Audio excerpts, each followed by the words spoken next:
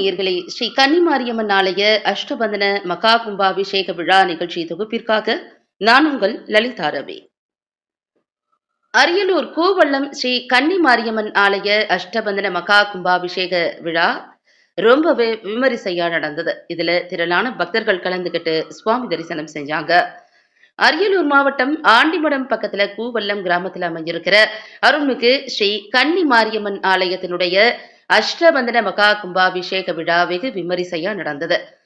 இந்த விழாவினை முன்னிட்டு கடந்த 26ஆம் தேதி கொடியேற்றத்தோட விழா தொடங்கிய நிலையில தொடர்ந்து கணபதி ஹோமம், யாகசாலை பூஜைகள், வேத பாராயணம், கோபூஜை உள்ளிட்ட பல்வேறு பூஜைகள் நடைபெற்றது.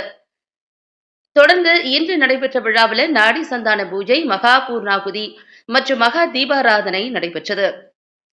தொடர்ந்து நாதஸ்வர இசையுடன் யாகசாலையில் வைக்கப்பட்டிருந்த புனித நீர் கலசங்கள் கோவிலை சுற்றி கொண்டு வரப்பட்டன. வேத மந்திரங்கள் முழங்க கோவில் கோபுர கலசங்களுக்கு புனித நீர் ஊற்றப்பட்டு மகா கும்ப அபிஷேகம் ரொம்பவே விமரிசையா நடந்தது. இதனையடுத்து பக்தர்கள் பக்தி பரவசத்துடன் முழக்கமிட்டு சுவாமி தரிசனம் செஞ்சாங்க.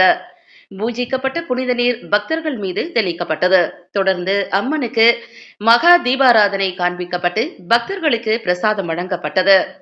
விழாவில் கூவள்ளம் மற்றும் சுற்றுவட்டார பகுதிகளைச் சேர்ந்த 1000த்திற்கும் மேற்பட்ட பக்தர்கள் கலந்துகிட்டு சுவாமி தரிசனம் செஞ்சாங்க.